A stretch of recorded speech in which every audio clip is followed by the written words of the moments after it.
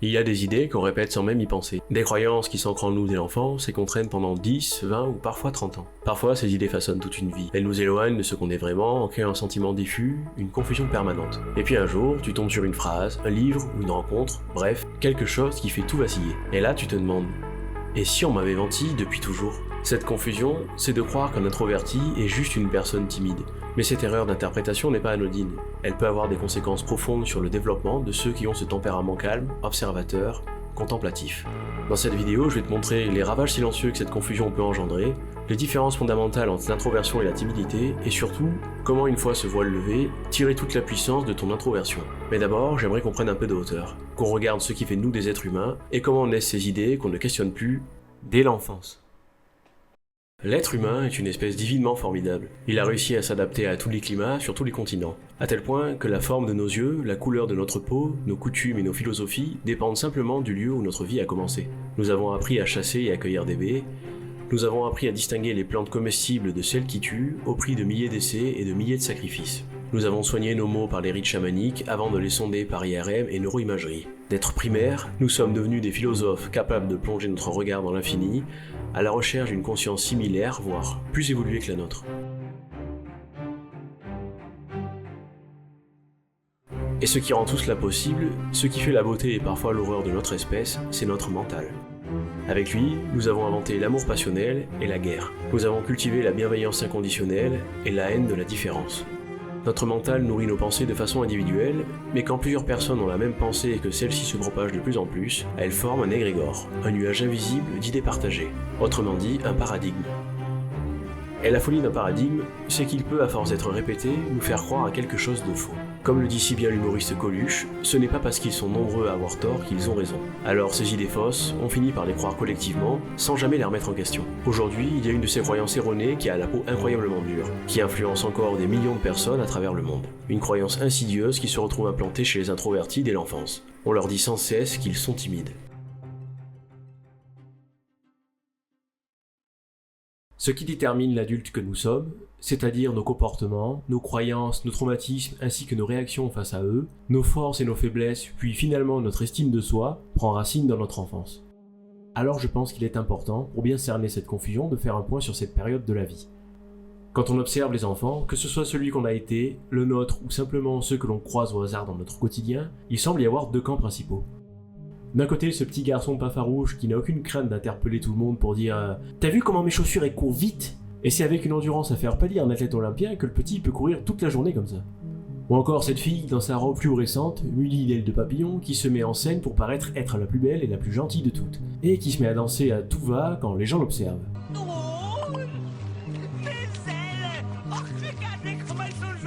D'un autre côté, on peut croiser cet enfant farouche, qui restera fermement accroché au pantalon de sa mère, ou qui se réfugie dans les bras de son père dès qu'il aperçoit un inconnu ou qu'un autre enfant vient vers lui. Il y a ceux qui, à défaut de se réfugier auprès de leurs parents, semblent juste ne pas prêter attention au monde qui les entoure, tant ils sont absorbés par quelques figurines en plastique et un bac à sable, à plonger dans l'immensité infinie de leurs mondes imaginaires.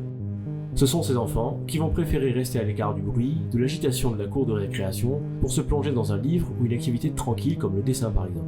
Ceux qui ont visiblement peu d'amis, mais auprès desquels ils débordent d'énergie, même s'ils ont fréquemment besoin de s'isoler pour laisser vagabonder leurs pensées. C'est à eux qu'on va répéter sans cesse « Mais reste pas tout seul, retourne jouer avec tes copains », comme si vouloir être seul était une tare que l'on veut éradiquer dès l'enfance. Et parmi ces enfants calmes, tous ne vivent pas ce retrait de la même manière.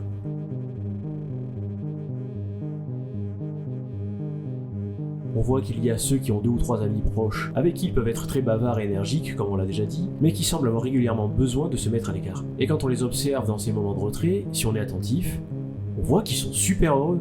Ils continuent de parler tout seuls, de jouer plus ou moins calmement, de rire, avant de finir par rejoindre avec plaisir leurs camarades. En dehors de ce temps de jeu, ils ont clairement la tête dans la lune. En fait, ils ont l'air de se suffire à eux-mêmes. Ça, ce sont les introvertis. Puis, il y a ceux qui restent en retrait, le regard inquiet, qui n'osent pas parler à qui que ce soit, qui vont se recroqueviller dans un coin de la cour, parfois pleurer, en espérant que quelqu'un vienne jouer avec eux. Eux, ce sont les timides. C'est de là que naît cette grande confusion qui est incroyablement résistante. Aujourd'hui, on ne fait aucune distinction entre les deux.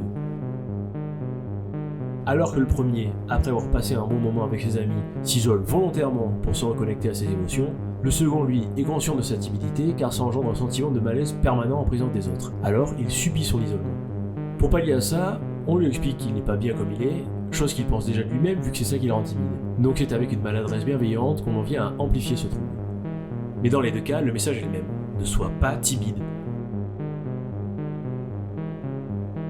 Alors, quand le petit introverti prend son temps solitaire, on lui explique que c'est mal d'être seul et on le remet de force dans un groupe, alors qu'il avait simplement besoin d'un moment pour se recentrer. À un âge où on ne contrôle pas nos émotions, cela va forcément l'emmener à être agressif ou à fondre en larmes, ce qui ne va pas arranger son cas. Et pour le timide, s'il est placé dans un groupe, au début il va forcément se sentir un peu mal, mais il y aura très probablement un enfant curieux qui va sympathiser avec lui, ce qui lui permettra alors de jouer avec les autres. Ainsi, le premier qui voulait juste prendre un moment de calme se voit inculquer que c'est mal, et le second, lui, se voit contraint de socialiser pour son bien. On obtient alors la recette idéale pour qu'un introverti se voit inculquer dès la petite enfance que vouloir être seul, c'est le mal absolu, ce n'est pas gentil de s'éloigner des autres, et il est beaucoup trop timide.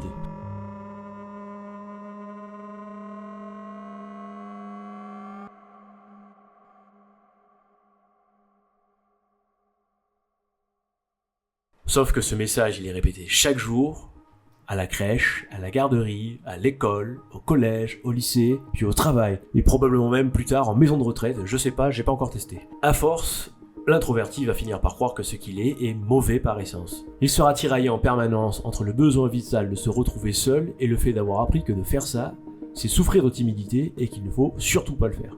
C'est ce qu'on appelle en psychologie le double contrainte. La double contrainte est définie comme deux messages contradictoires ou plus. Les individus sont confrontés à des messages qui se contredisent, créant une situation paradoxale où la réponse à un message annule l'autre. Il n'y a pas d'échappatoire possible, l'individu est incapable de quitter la situation paradoxale ou de résoudre le conflit sans subir des conséquences négatives. Par exemple, c'est quand tes parents t'engueulent pour que tu sois honnête, puis te punissent de l'avoir été. Ou quand ta femme te dit de partir, et que quand tu pars, elle te hurle dessus « Mais pourquoi tu t'en vas ?» C'est-à-dire rien comprendre. Et cette double contrainte pour les introvertis est encore plus insidieuse, parce que pour eux s'isoler, c'est une nécessité physiologique, mais ils n'en ont pas le droit. Ce qui fait que la base même de leur personnalité est complètement bancale. Alors très tôt, l'enfant discret apprend qu'il doit devenir quelqu'un d'autre. Et quand l'adolescence arrive, la confusion ne fait que grandir. L'adolescence, c'est une période compliquée pour tout le monde. On voit naître en soi le désir de rompre avec nos parents et de construire notre propre image de soi. Le tout dans un bain d'hormones qui soudainement rend certaines personnes extrêmement attirantes. On laisse en fait les jouets de plastique pour une autre forme de plastique. On a envie d'être plus qu'amis avec certaines personnes, alors c'est la phase où il y a une guerre totale dans la cour de récréation, la quête de popularité. Maintenant, chercher à avoir le plus d'amis possible, enfreindre les règles pour avoir l'air courageux, fumer des clopes pour paraître adulte et draguer un maximum, bref, ce qui fait la quintessence de l'extraversion, devient une réelle plus-value. Et si tu n'es pas dans ce moule, non seulement les adultes vont continuer à te rabâcher que t'es timide, mais s'ajoute en plus à ça, les autres qui ont ton âge. Celui qui est donc réservé sera victime de moqueries. Petit disclaimer ici, je veux juste faire un point, être timide c'est pas mal en soi, sauf si on en souffre grandement. Mon point de vue dans cette vidéo n'est pas de dire qu'être introverti c'est mieux qu'être timide, mais d'expliquer que ça a un réel impact d'appeler un chat un chien. La timidité est une cause de souffrance pour beaucoup, pour les introvertis la souffrance vient du fait qu'on n'accepte pas ce qu'ils sont. Bref. Alors qu'avoir la gueule pleine de boutons, en piquant les Marlboro de son père pour allumer une clope devant le principal du collège, tout en sentant le poney à des kilomètres à la ronde à cause des hormones, c'est l'image même d'être cool. Avoir juste 2 ou 3 amis et préférer passer sa récré au CDI à faire des recherches sur comment un con dans l'histoire a eu l'idée pour la première fois de manger une huître, ça permet juste de recevoir des « je veux pas traîner avec toi, t'es trop chiant ». C'était mon cas ça. Mon adolescence se résume principalement à avoir 3 amis au collège. Ce sont tout simplement les 3 amis que j'avais depuis l'école maternelle. À ce jour, à 33 ans, 2 sont encore mes meilleurs amis. Le 3e, lui, était littéralement comme mon petit frère, mais malheureusement, il est décédé il y a 10 ans. Ainsi va la vie. Si je les aimais autant, c'est parce que jamais ils ne m'ont jugé quand j'avais besoin de m'isoler. Pour ma part, je me sentais bizarre et différent des autres, mais j'en souffrais pas trop. Par contre, il y avait vraiment des souffres-douleurs. Certains étaient introvertis ou timides, voire les deux, parce qu'on peut cumuler.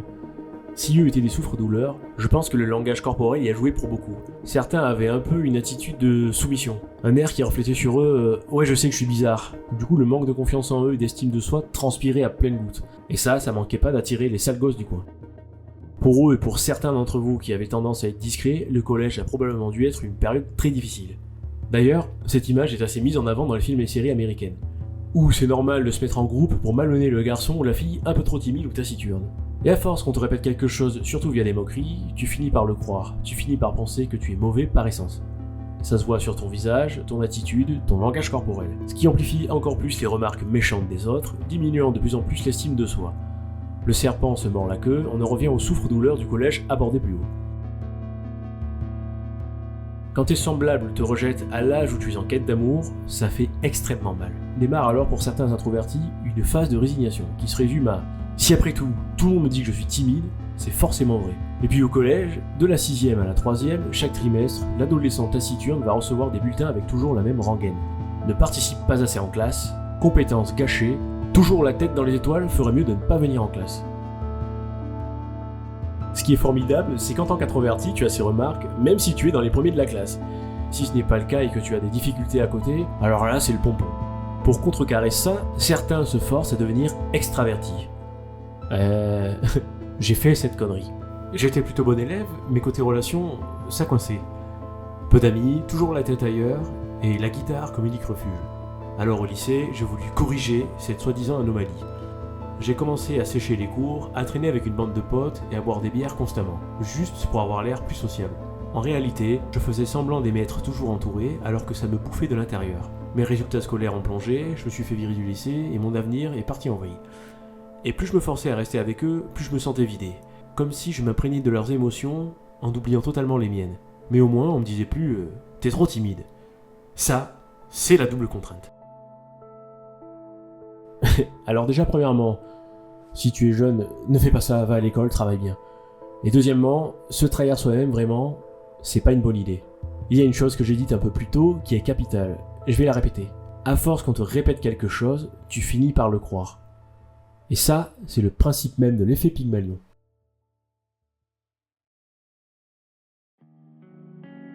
Quand j'étais éducateur spécialisé, une collègue psychologue m'expliquait un jour pour l'écriture de mon mémoire ce qu'on appelle l'effet Pygmalion, aussi connu sous le terme de prophétie autoréalisatrice. Cette chose est à la fois horriblement simple et diablement puissante. Lorsqu'on croit fortement à une chose, elle a davantage de chances de se réaliser. Ça, on le vit tous au quotidien. C'est par exemple survivre avec une paye de misère, ne plus avoir de quoi tenir le mois et se dire « évidemment, ma voiture va me lâcher maintenant », puis se retrouver 3 heures plus tard en panne sur l'autoroute avec un voyant moteur. Ce principe s'applique aussi à l'échelle de la société. Un garçon qui grandit en banlieue est forcément un malfrat. Même si c'est un gosse pur, intelligent, avec un immense potentiel, digne de devenir le prochain prix Nobel de littérature, si on lui dit sans cesse que c'est un délinquant, il va finir par le croire et se mettre à faire que des conneries. La répétition engendre la croyance, répéter, répéter, répéter, c'est le principe même de la méthode Coué, qui s'aligne avec l'effet Pygmalion.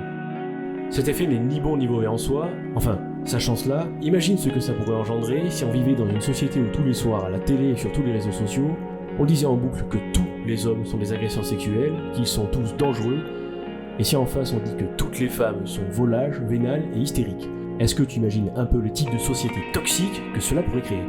Enfin là je m'égare.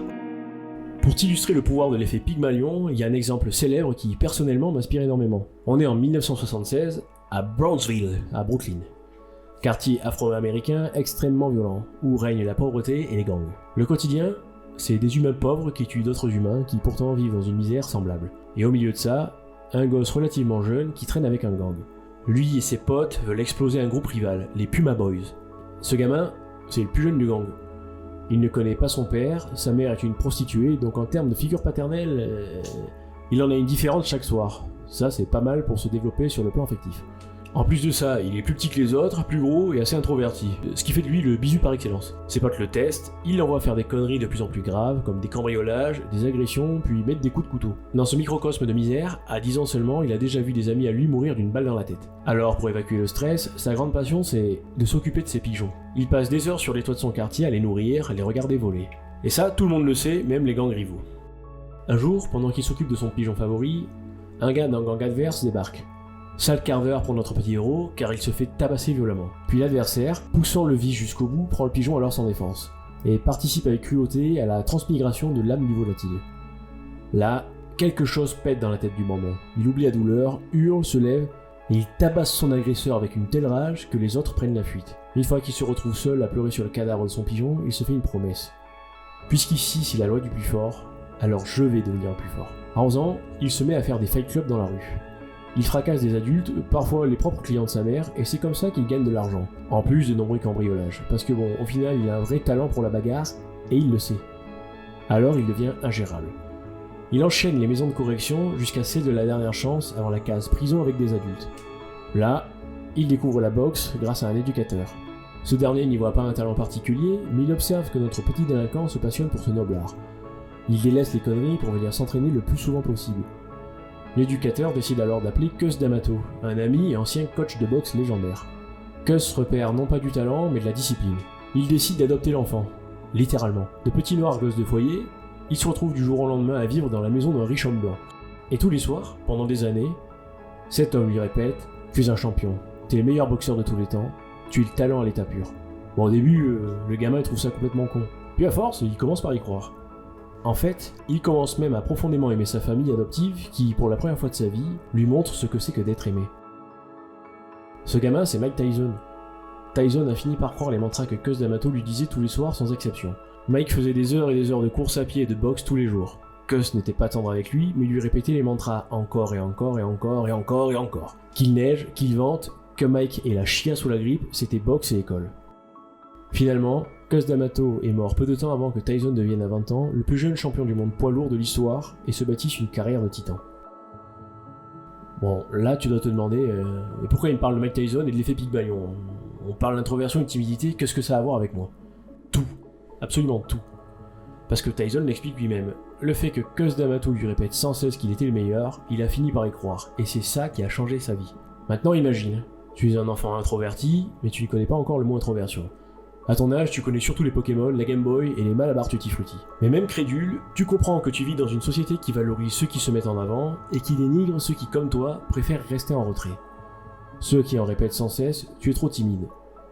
Donc on te le dit sans cesse, tout le temps, tout le temps, tout le temps, tout le temps, donc forcément, tu finis par y croire.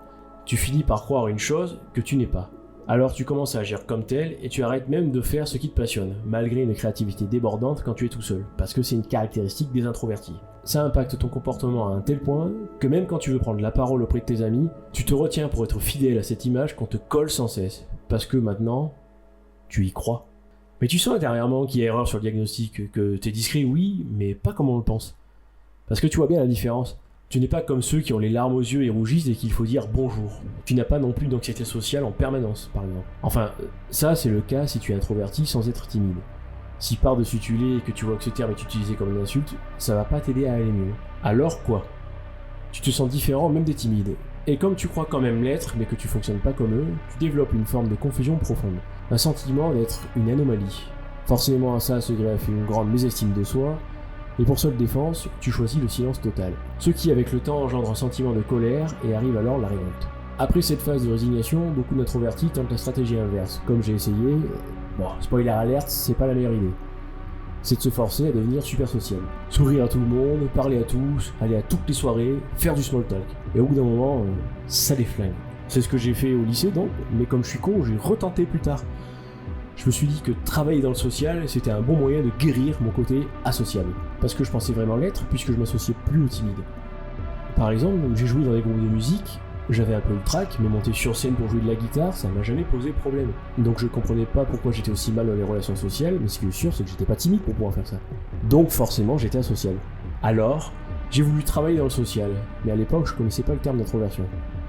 Donc j'ai essayé de parler avec tous les collègues en étant constamment entouré d'enfants atteints de carences affectives graves. En gros, ils étaient en demande d'attention permanente. N'ayant pas conscience de ce besoin vital de solitude pour me recharger, avec un quotidien comportant des interactions sociales à tout va, j'en étais arrivé à absorber les émotions et les mots des autres, et mon physique en avait pris un coup. Je faisais vraiment plus vieux que mon âge. Bon, naturellement, ça finit en burn-out au bout de 5 ans l'affaire. On peut être introverti et social, et travailler dans le milieu en étant épanoui. Mais ça dépend vraiment du pourquoi on le fait. Se forcer à être ce que l'on n'est pas est un comportement extrêmement destructeur à court terme, et à moyen terme, ça peut vraiment engendrer des troubles mentaux. Kurt Cobain a dit un jour « Je préfère être détesté pour ce que je suis que d'être aimé pour ce que je ne suis pas ». Dans le fond, quand on prend 5 minutes pour analyser, on comprend à quel point cette phrase est profonde. Alors arrive la phase ultime dans le développement de l'introverti. L'introspection qui pousse à faire des recherches pour mieux se comprendre. Et là, arrive le Graal, la découverte d'un simple mot qui change tout. Introverti.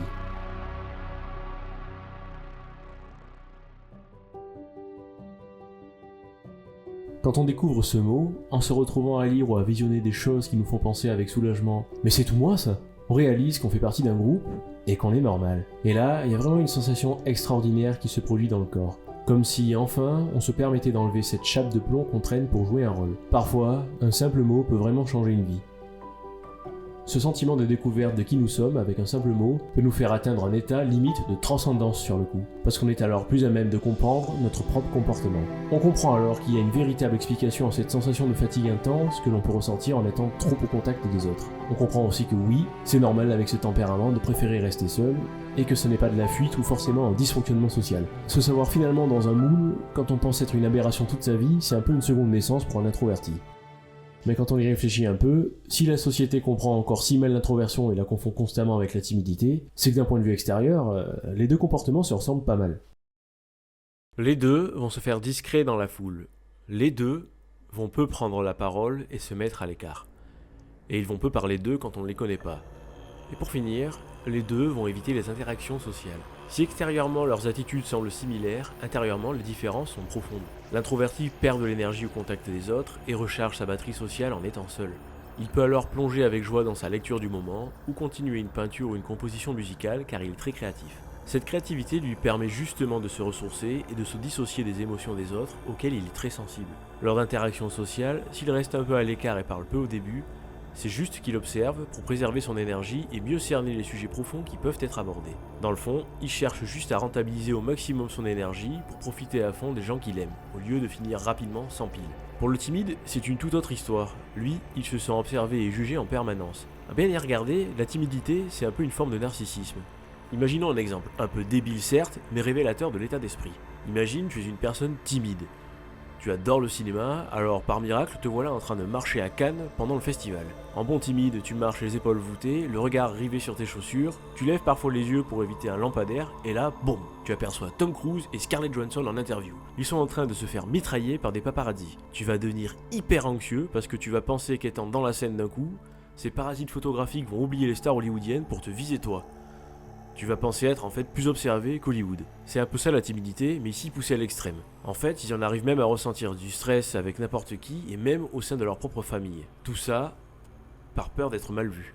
Tu connais sûrement des personnes, et c'est peut-être ton cas aussi, qui, quand elles marchent dans la rue et croisent par hasard quelqu'un qui leur plaît, elles se mettent à ressentir une angoisse telle qu'elles ne savent même plus comment cligner des yeux ou marcher normalement. C'est cette angoisse permanente d'être perçue négativement qui les pousse à rester à l'écart du groupe, car ils veulent à tout prix être acceptés et appréciés, sans se faire remarquer ni juger.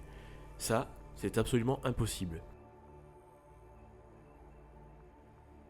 Alors que l'introverti économise son énergie et n'a pas de crainte, le timide vit à travers le regard des autres et s'occulte totalement. Et d'ailleurs, il s'auto-inflige une double contrainte car il pense en permanence « Si tu restes seul, tu ne vaux rien, mais si tu vas vers les autres, tu vas te ridiculiser. » La timidité, ça rend anxieux, que ce soit dans une foule, en petit comité même avec des amis proches, voire au sein de sa propre famille. L'introverti, lui, fuit la foule comme la peste, mais il aime être en petit groupe. Il n'est pas rare de le voir devenir par moments le leader du groupe, en philosophant ou en se mettant en scène pour divertir tout le monde. Si par hasard, il est introduit dans un nouveau petit groupe où il ne connaît qu'une seule personne, il va d'abord observer et écouter chacun des membres avant de se présenter et de se dévoiler s'il estime être en confiance. Sinon, il ira jouer avec un chat errant ou le chien le plus proche. Ils apprécient les petits groupes parce que ça implique plus d'intimité, donc plus de confiance et forcément plus d'authenticité. Et s'il y a de l'authenticité, alors il n'y a pas de small talk en vue. Et ça, c'est une aubaine. Certains introvertis vont aimer les grosses soirées ou aller en boîte de nuit, mais là, ce sont des Pokémon franchement rares. Parce que c'est extrêmement énergivore pour eux. Le bruit, les odeurs, la musique forte, le brouhaha constant, tout cela, ça offre une surstimulation constante et ça provoque un besoin rapide de se replier dans sa coquille. En plus, comme par nature ils observent beaucoup les gens, il y aura toujours un inconnu complètement bourré qui s'en apercevra, bien qu'ayant un œil à l'est et un œil à l'ouest, et qui viendra raconter sa vie en te postillonnant dans l'oreille tout en sentant la mascarpone moisie après 4 heures de danse à fond sur le dance floor. Ça m'arrive alors que franchement je suis un homme petit, je ressemble vraiment pas à Brad Pitt, alors j'imagine même pas pour une fille un minimum mignonne. Encore que moi, on me met pas la main au cul. Comme l'introverti est un spécimen qui peut limite ressentir un orgasme mental en twerkant seul chez lui sur le bruit de la pluie, on l'associe vite à un asocial. Le fait que, quand son petit groupe d'amis où il se donne en spectacle passe de 4 à 5 personnes, ils deviennent mutiques, ça peut le faire paraître snob aux yeux du nouveau venu. L'introverti en fait c'est un peu comme un suricate, d'abord il observe et analyse, ensuite s'il est à l'aise, il peut être très énergique. En vrai, on est franchement cool. C'est surtout que son désir de filtrer les relations s'établit inconsciemment. C'est un peu comme dans la nature. Par exemple, le coucou pond un œuf dans le nid d'une autre espèce, le bébé coucou naît, et d'instinct, il éjecte les autres oisillons et se fait élever par une mère d'adoption. Et il reproduira ce schéma plus tard sans que cela ait eu à lui être enseigné. C'est le même principe pour l'introverti et son besoin de filtrer ses relations. Parce que se retrouver à écouter un moi-je, avec un culte pathologique de l'ego qui te coupe la parole les rares fois où tu essaies de parler, ça donne juste envie de s'évaporer et de fuir le plus loin possible de ce type de relation. Pour résumer, l'introverti filtre ses relations pour avoir des échanges profonds et authentiques, le timide, lui, ne filtre pas ses relations. Il est juste terrorisé par chacune d'elles. Chaque interaction est un risque de se faire juger, d'avoir l'air idiot, de mal cligner de la paupière gauche et de se faire afficher par Tom Cruise. Alors la meilleure stratégie, c'est de ne jamais sortir de sa zone de confort et de rester à l'écart, car la douleur d'avoir l'air bête seul est souvent plus supportable que celle d'avoir l'air idiot devant les autres. Une autre chose que les introvertis et les timides ont en commun, ce sont les longs silences. Sauf que pour l'introverti, c'est un choix. S'il n'a rien d'intéressant à dire, il va plonger dans une réflexion interne pour finaliser un projet créatif, ou regarder les fleurs bouger au rythme du vent et se sentir apaisé. Ce silence, en fait, lui offre un repos, ce qui va vider sa batterie sociale plus lentement, voire la recharger. Pour le timide, le silence est une torture psychologique. Il se met une pression monstrueuse pour trouver quelque chose à dire, afin de ne pas avoir l'air chiant. Et plus il y pense, plus il stresse. Plus il stresse, moins il trouve quoi dire. Résultat, en face, tu as quelqu'un qui ne parle pas, qui devient rouge écarlate, et tu ne sais pas s'il est en train de faire un AVC ou si ses sphincters sont en grève. Si tu relances la conversation, ça amplifie un malaise, car le timide a maintenant les larmes aux yeux, et à la fin, le silence est plus lourd que du plomb, pour tout le monde. Et dans le fond, tu ne sais toujours pas si ses sphincters fonctionnent. Ça crée vraiment un suspense insoutenable. Je rigole parce que j'étais vraiment comme ça avant. Globalement, l'introverti a une énergie interne très calme. Il est apaisé en toutes circonstances, sauf quand il y a trop de stimulation externe. Son calme est contrôlé, son écoute est active. Le timide est en tension interne quasi permanente, donc son stress grimpe en flèche au moindre imprévu. Il est guidé par ses émotions et n'écoute pas vraiment, car il réfléchit en permanence à quoi répondre en fonction de ce qu'on lui dit. Certains vont se mettre à compenser ça en devenant extrêmement bavards, pour ne jamais laisser de silence, ce qui fait fuir tous les introvertis à 132 km à la ronde au passage. Souvent, en plus, ce discours incessant sont toujours à la base de « moi-je ». Dans le fond, tout ça naît d'une peur de jugement et d'un besoin d'affection de la part des autres. Je tiens à préciser une chose importante ici, si je caricature la timidité, ce n'est pas pour me moquer. La timidité peut être un vrai poids, une souffrance qui isole profondément et fait mal, parfois jusqu'à briser des vies entières. Et il faut reconnaître qu'on a tous en nous une forme de timidité, selon les situations et les moments de la vie. L'ennemi de la timidité, c'est la confiance en soi. Or, cette dernière, ça se construit avec l'expérience, ça ne se fait pas en claquant des doigts. Donc si tu te sens timide, surtout en écoutant ma vidéo, sache que ce n'est ni une honte, ni une fatalité, ça peut même devenir ta plus grande force. Avec du temps, de la patience et parfois un coup de main, on peut petit à petit l'apprivoiser. Ça, j'en reparlerai peut-être dans une autre vidéo, car ce sujet mérite d'être approfondi. Donc si tu es une personne timide, que tu ne t'es pas senti moqué en m'écoutant et que tu es encore là, n'hésite pas à me le dire en commentaire si ça t'intéresse, parce que moi aussi j'ai quand même grandement souffert de timidité, surtout auprès des femmes. Mais ici, je voulais simplement te montrer la différence entre timidité et introversion pour que tu puisses mieux comprendre ton propre fonctionnement, et surtout cesser de te juger.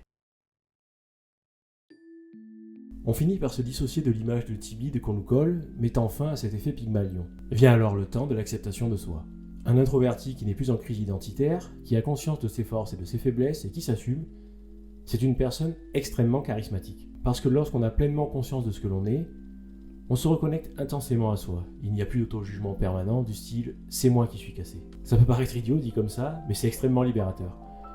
Et surtout, ne plus avoir ce genre de pensée laisse de la place à un esprit bien plus positif et épanoui. Forcément, la confiance et l'estime de soi grimpent en flèche. Arrive alors un cercle vertueux où l'introverti va renouer avec son côté créatif et y plonger à 200%. Fort de ces nouvelles ressources, il aura beaucoup plus d'élan pour se connecter à ses semblables, que ce soit en partageant ses pensées et ses œuvres. Si tu regardes dans le fond, Internet c'est le temple des introvertis. Plutôt que d'être dehors à faire la bringue, ils sont chez eux à créer du contenu et à le partager. Et je fais pas exception à la règle. Être reconnecté à soi, c'est assumer pleinement ce que l'on est et donc ne plus s'excuser. Comprendre cela met fin à une quête de suradaptation, on ne joue plus un rôle pour paraître social et extraverti, car on a la confiance nécessaire pour poser ses limites. Quand tu atteins ce stade, tu n'as plus aucun problème pour dire aux gens autour de toi « Écoute, je passe un excellent moment avec toi, je t'aime énormément, mais là j'ai ma dose, j'ai besoin de recharger mes batteries. » Et quand c'est dit de manière assumée, voire avec une pointe d'autodérision, non seulement les gens vont adorer ça, mais en plus tu vas vraiment te sentir en paix et fier de toi-même. Comme tu as désormais conscience de ton tempérament et que tu sais que tu es naturellement plus discret en groupe, tu offres une écoute d'une qualité inouïe. Et ça les gens adorent. C'est littéralement un chapitre complet du célèbre « Comment se faire des amis » de Dale Carnegie. Il y a des personnes que j'ai rencontrées en soirée qui ont à peine entendu le son de ma voix, que je connais pourtant en profondeur. Et ces personnes m'apprécient énormément. Je veux dire, elles m'apprécient pour ce que je suis. discret, peu loquace, qui sort une blague de temps en temps, pose des questions sincères, mais surtout qui écoute vraiment. Ensuite, il faut avouer que ce tempérament est de plus en plus compris et mis en valeur. Susan Cain a écrit un livre complet, La force des discrets, que j'ai déjà abordé dans d'autres vidéos, où elle explique par exemple pourquoi aujourd'hui on recherche un manager introverti. Leur capacité d'analyse, leur prise en compte de plusieurs aspects et leur caractère moins impulsif offrent une vraie plus-value pour les entreprises. Des tests de personnalité comme l'énéagramme ou le MBTI explorent en profondeur les caractéristiques des différents types d'introversion et d'extraversion. Même si le modèle des 16 personnalités conçu par Jung et qui inspire fortement le MBTI actuel peut être remis en question, il faut reconnaître que cela a permis d'aider énormément de personnes à mieux se comprendre. La personne introvertie qui s'assume n'a aucun problème à sortir seule, à s'installer pour lire un bon livre à la terrasse d'un café bondé. Et c'est justement ce qui fait son charme. Il y a un côté mystérieux, les gens se demandent comment on peut être aussi heureux et apaisé en étant seul. Paradoxalement, c'est quand un introverti comprend qu'il n'est ni timide ni asocial et qu'il assume pleinement son besoin régulier de solitude, qu'il devient le plus sociable possible sans effort, et améliore donc drastiquement la qualité de sa vie affective. Car quand on s'accepte enfin soi-même, le monde entier finit par nous accepter. Ce qui est à l'origine de cette confusion, c'est vraiment le jugement permanent des autres. Ce qui est délicat, c'est que par nature, l'humain juge négativement ce qu'il ne comprend pas. Aujourd'hui, avec toutes nos technologies, on utilise Internet à tort et à travers, notamment pour se cacher derrière une identité virtuelle. Et beaucoup se transforment alors en trolls ou en cyberharceleurs. L'enfance et l'adolescence sont vraiment des piliers de la construction de l'estime de soi, mais nous vivons à une époque où tout le monde a un téléphone, et les enfants un peu différents subissent un harcèlement quotidien, tant dans la cour de récréation que sur leur portable depuis leur chambre. Certains, une fois adultes, prennent leur courage à deux mains et décident de créer du contenu pour s'affirmer. D'autres, à cause d'un handicap, qu'il soit physique ou mental, ou même juste parce qu'ils ont un gros front, reçoivent une vague de haine. La haine appelle à la haine, et on oublie trop souvent qu'en chacun de nous, il y a une âme qui ne demande qu'à s'épanouir et à être acceptée. Alors apprenons à cultiver la différence, surtout en cette période de crise où le racisme, les conflits, la ségrégation n'ont jamais été aussi intenses. Même entre sexes, il y a une guerre sournoise. Les femmes sont devenues totalement misandres et les hommes sont misogynes. Nous avons tous les yeux rivés sur les écrans qui nous vident de notre humanité et nous poussent à haïr ce qui est différent de nous. Je me souviens d'un reportage que j'avais vu enfant. C'était un moine bouddhiste qui avait les larmes aux yeux. Il observait un groupe de braconniers en train de massacrer des tigres. Il regarde le caméraman, il dit avec son cœur « Dans le fond, le tigre, vous, moi, si on se coupe, notre sang est rouge. » Mais il avait les larmes aux yeux en disant ça, et dans le fond c'est extrêmement vrai. Nous avons collectivement oublié qu'à l'intérieur, nous sommes tous les mêmes. Alors si un jour, toi qui m'écoutes, tu croises une personne qui te paraît un peu étrange, rien ne t'oblige à devenir son ami, mais ne juge pas sans savoir. Sourions-nous un peu les uns les autres, et apprenons à nous reconnecter. C'est un profond introverti qui te dit ça, et nombreux sont ceux ayant ce tempérament qui aspirent à des relations authentiques et profondes. Prends soin de toi, et à la prochaine.